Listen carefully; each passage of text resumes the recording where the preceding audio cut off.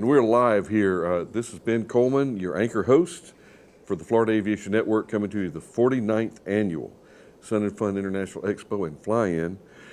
We're coming to you live and in the clear here from the Central Florida Aerospace Academy, and that's right across the street from the Aerospace Center for Excellence. You have no idea how many years it's taken, and it still hadn't completely sunk in yet. But we do have a guest here, as camera 2 just popped in on us here. David StGeorge. David, air shake. Yes, sir. Air shake. Fist bump. Virtual fist bump. There we go. Or head slap, as they do. Thank you for having me, Ben. Well, you don't know what to thank me for yet. Well, we'll work on it. I haven't exposed you. David, we here at the Florida Aviation Network, we concentrate on aviation safety. Yes, sir. And I'm taking this a step further into aerospace safety.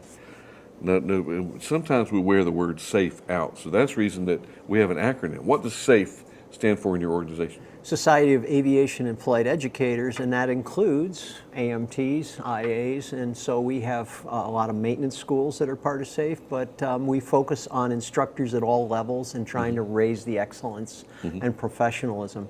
Because if we reach those people who teach, we exponentially reach, for each person, 50 other people in probably a month. You know, that'd be a conservative estimate. They are the primary influencers in the industry. That word which we now know from social media. David, is everybody cut out to be an instructor? I would loaded question. Well, you know, and I'm giving no. I'm prepared, Ben, because I'm giving a lot of forums here to this, week, and okay. I always put up the picture of the early Tom Cruise, right, with the 50 mission jacket and the hair slicked back and the sunglasses, and very little emotional intelligence. And he's an amazing pilot, right? And this could be the Chuck Yeager, but sometimes the person who's the very best pilot is not the very best educator. It's a very different toolkit for somebody that wants to be a educator. You have to make a bond of trust with somebody. And we all know the pilot personality is sort of straight ahead, aggressive, almost selfish, pursuing a goal. That kind of emphasis makes somebody successful as a pilot. But to be an educator, you really have to be compassionate, you have to be caring and sharing, and I always emphasize pilot certificate, and now you have another certificate, which you will earn soon, which is CFI. And that other piece of FAA plastic has a completely different skill set. David, you're putting the pressure on me. You just mentioned, you said I had what yep, I will have someday. I'm going to check in with you, Ben, and see how that's going. The pressure. There's something that I came up with, and I will take full credit for this. Okay. I will take full credit. He just switched it. Do you want a captain up in the front left seat, or in even the little airplane, and whoever's at the controls? Do you want them to be a timid, introvert, slow learner, or do you want them to be an aggressive, arrogant, take charge, alpha? I'm in total control of this airplane. I am an egotist to the nth degree. This is my airplane. I'm not going to let anything happen to it. Which one of the two?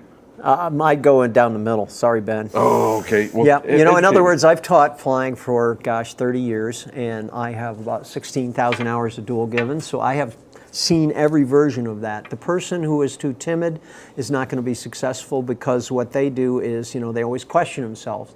And as we know, that plane's moving along, so time's of the essence. Somebody that's too aggressive is, moving too quickly, and they might react incorrectly. So, it's a little bit of a pause, usually. And actually, I was just giving this talk this morning. We have two processors. One is the fast, intuitive sort of reaction, which is programmed in. That's when the engine fails at 250 feet. You got to do it, bring it around. The decision's been made. Yeah. And then there's the thoughtful mind, which is a little slower and it takes time. It's a combination of those that makes a good pilot. And each one is applied to a situation depending on the need. The reason I brought that up is that I know a lot of people that are timid. Yeah. However, they're very intelligent, highly skilled. Yep. got to find a way to pull that out of them. There's a point in time where they need to be in charge. Yes, sir. But there's also a point in time where they need to sit back and arms folded. Yeah, and that is, you know, and what you're pointing out there is, as an educator, you have to create that, because you get people at the broad spectrum of personalities. They all have to go through that funnel and have the guidance, the background, the experience, and the judgment to be a good pilot. And as an educator, that's what you're doing, is slowly nudging them. And I'll tell you the technique for that, you know, and as an instructor, you don't do this right away, but as you're moving along and they're comfortable, you fail the engine. And then you get the one that can't decide. I'm going here, I'm going there. I mean, you know, it's like, fold your arms and you say, well, live or die, you know, we got to make a decision. And you really kind of force that. And the perfect is the enemy of the good there. You're not going to find a perfect field. There's not going to be a paved runway to land on. We find the best we can. We do the best job we can. We follow our training. And 97% of the time, you're going to walk away if you do it correctly. But that's the answer there. You're not going to get perfect. You'll get good. We're going to get into your 3 points, but I do want to share a little bit of a war story with you, and you just hit the nail on the head. The engine failure? Twin engine. You familiar with the little Technam P 2016? Oh yeah. The little dual Rotax wonder. I was given a flight familiarization, and what I love to do, sitting in the right seat, is on takeoff, climbing out, is let's keep your eyes open for the traffic. It's pretty busy around here. All the time we're doing that, I'm pulling that right engine throttle, easing it back to zero thrust. And whoever's flying says, what just happened? I said, you just had an engine failure. Engine failure? Oh my God. And they start tugging for stuff, looking for buttons. Where's my pumps? Where's my pumps? Fly the plane. Don't worry about it. Fly the plane. Just relax. Yeah. So, but it's just now that's that airplane. Yes. Others, you do that and you don't take immediate action, and you're going to find it on your back. So. Well, yeah, I teach a lot. Yeah, but I teach a lot of twin, and the key thing, and Obie Tomlinson, I give him credit for this, TWA pilot, thousands of Atlantic crossings into 747, but he taught me to MEI, and it's like the first thing is just bring that nose down and get control, fly the plane. Fly the plane. And then think through it and, you know, methodically figure it out. So, you know, back to your first question, an immediate reaction, inappropriate. A thoughtful reaction, but the immediate action is lower the nose. That's automatic. Then what is it? How is it? Take your time. We've all seen that one fail badly, right? Yeah. Love that airspeed. Yeah. CFI Pro. Yes, sir. Tell me about CFI Pro. I've heard the term, are you a professional CFI? But CFI Pro, what is it? How's it the sales pitch on that is that two-thirds of our active flight instructors in this country have taught for less than 1 year. 2/3 of our active flight instructors have taught for less than 1 year. Wow, that's a scary, And this is not just now, it's a continuous churn. And this was Eric Crump at Polk State that came up with these figures along with Jason Blair. I give them complete credit. But the implication to that is we have complete beginners teaching all of our pilots. Now in Canada, a new CFI, when they're issued a CFI certificate, they're a class 4. In Canada, they only teach as a student pilot under supervision. In the US, they can go anywhere and teach flying. So we at SAFE are targeting those people to improve their skills and bring up their level of professionalism, and that's CFI Pro in a nutshell. But it was developed, you know, it holds a lot of, you know, it owes a lot to the Orlando Enhanced CFI program that you yourself were participant in, Larry Enlow, Obie Young. That program in 2 years, and what they did was they required every CFI to come back to the mothership, get a day of training. In 2 years, they reduced accidents by 60%. So when we're selling this program, we say, it works. They proved it. Yeah. You know. Yeah. I was a statistician on that, as There you well go. as the term airworthy. Yeah, the AMT Nobody's guy. going to walk out of that room that didn't know what airworthy meant. Right. And how to apply it. And I used that for years, Ben. Thank you very much. You're welcome. We're not finished. Yeah. We're just getting started because there's a new crop coming up that had airworthy, and they're looking for all sorts of all sorts of answers. The answer's simple. Meets the type certificate, right? It's a condition for safe operation. Yes. Means it's not wore out, and it looks like the airplane that was meant to be. Yeah, but here we are. Most of our planes are 50 years old. They're wore out. And they got STCs, and they may not be compatible. So we really push that. And we took the data that you created, Larry Enlow created, and all the things that pilots were weak on back, when was that, 99? 95, 97 to 99. 97, 99, yeah. All of that, those areas they were weak on, they're still weak on. Yeah. Airspace, aerodynamics. Loss control? Yeah, Still. yeah, same things. So we're using that proven syllabus, and we're expanding it, and we're offering it around the country as stand-up, and I've done a couple here in Florida with flight schools. I'll come in for a 4-hour in-service, and we do those exact things that you guys were doing in the 90s. And I tell you, at first, Ben, I thought that they'd get a lot of pushback. Who's this guy telling us? But they were so eager to have that information and learn. It was very gratifying, and we're making a lot of really good CFIs as a result. So CFI Pro is a safe initiative, and it's expanding to the whole country. We're trying to get the curriculum to a point where it can be transported like the old AOPA seminar in a box. Yeah. There's been so many good programs that have come up. And it's not that they have gone out of service. They've just kind of taken a small hiatus, if you will. Well, but we need to bring them back. Well, in that one, I was just at the SAFE booth, and we're down in C1920, if you're listening live, 1920 in the Charlie hangar. But one of my board members is a friendly Fed, retired. I won't mention names, but he said he was in another FSDO district. Your program had a great deal of success, created a lot of buzz in the FAA, went up to the mothership, and if we may talk candidly, when it came out, it was a different program. And it became, instead of helping people, it was a little punitive, and they were looking at failure rates, and so it got a very different kind of flavor to it. We're trying to bring back the original program. Well, not everything is just add water and stir. Yeah. That's the problem that at headquarters, HQ, well, it works good there, let's do it up here. Yeah.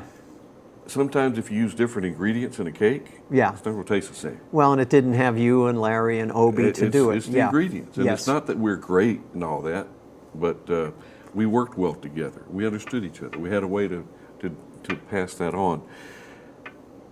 Master Instructor Program. I see a note here, Master Instructor. What is a Master Instructor? Well, I'm glad you asked, and it's part almost of that CFI Pro. When you become a flight instructor, you have minimal time and all that. When you've taught for 5 years, you're still a flight instructor and you have the same certificate. And what defines your professionalism? Have you moved from that original point and gained?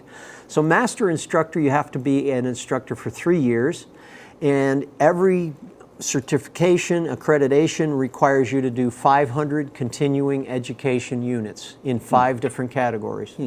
So if you want to qualify and attain that accreditation, you have to be educator, participant, kind of philanthropist. You have, donated back to the community. And all of those items together, you send in your package, and a jury kind of sits down and says, yes, they meet the standard, and you get a master instructor.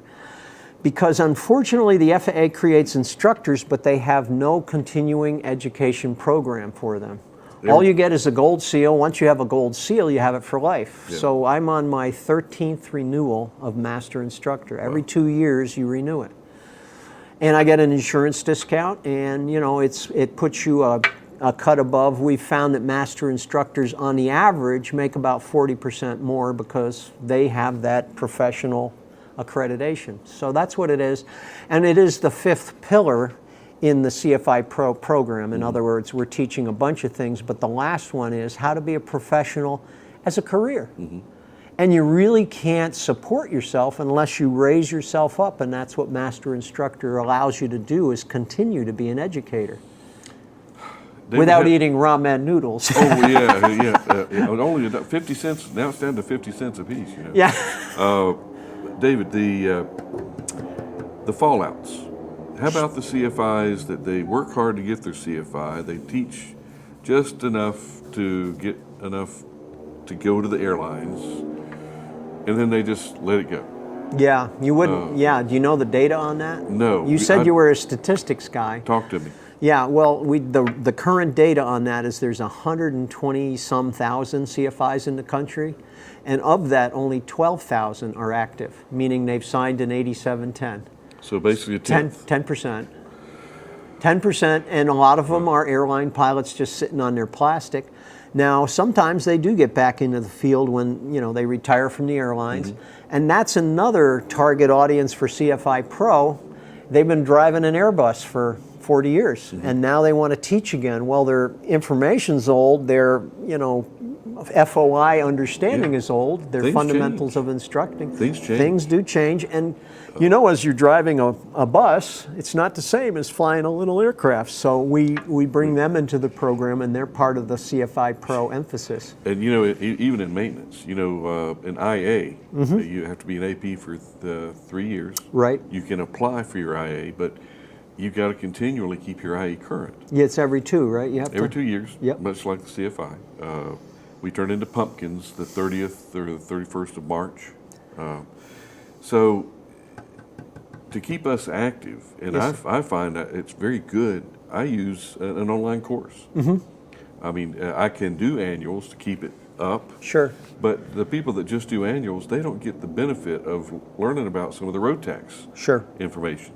And I'm proud to say that I go back into those courses. I learn something every time I go through it. Yeah. And I thought I knew it all.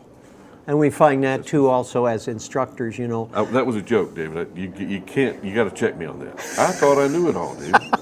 When do you know it all? When you're in trouble, when you're done, yeah. You did. That's it.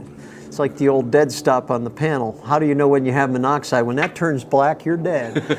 Anyway, no, as educators, we know that you really have to continually build and learn. And I'd be the first one to tell you one of the advantages of being an educator is that while you're teaching people, you're learning all the time.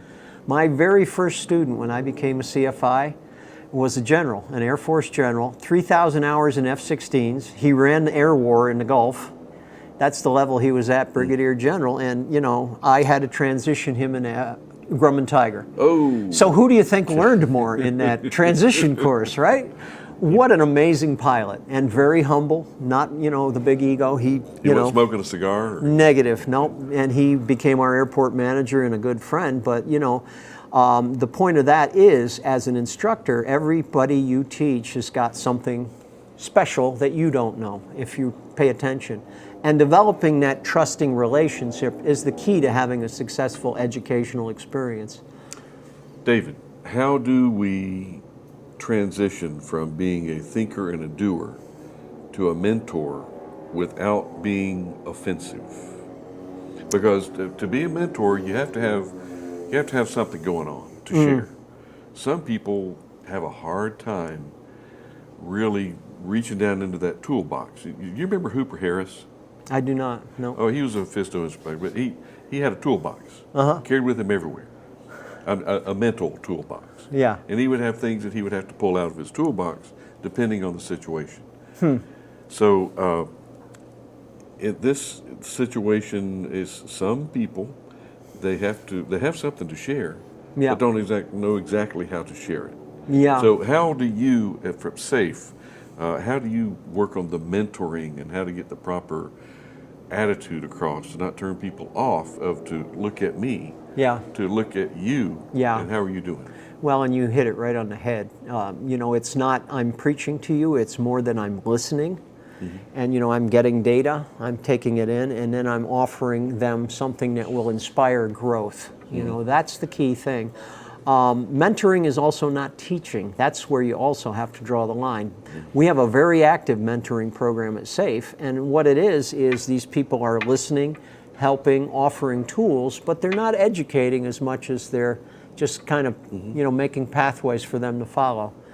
But I do believe that's one of the critical things people should do for a new CFI, is get involved with SAFE and get signed up for that mentoring program, because you don't know what you don't know. You don't know where your gaps are until you have a mentor. And staying plugged in is part of it. I mean, Yes, you got to sir. stay plugged in. Oh, man. We're going to kind of get into a wind down here, David. Sir. what is the most exciting thing that you personally and professionally have noticed in around Sun and Fun this year? You've been walking around for a couple of days, I'm sure. Yep. But there's got to be something that stings you. Say, oh wow, man, that's cool. That's cool. easy. That is so easy. Talk to me. Yeah. Well, and I got a early model of this Lightspeed, the new Delta Zulu headset. Mm-hmm. You know, and I've flown a lot of planes, and the problem with that as a CFI, you're jumping in a lot of planes, and you don't know what's going to hurt you. And carbon monoxide, I mean, is this from a maintenance point? Mm-hmm. These are old machines, and frequently there's gas coming at you, and you're not even aware of that. And maybe it explains my inherent stupidity, you know, having been poisoned all these years. But you put those on, and you get in a plane, it immediately warns you if there's, and you know, it's just a simple addition to a headset. I'll be damned. And biometrically, you're being alerted. And I think that is the coolest product here on the field. I thought I knew it all. Yeah. And I just learned something. Yeah. Damn the luck.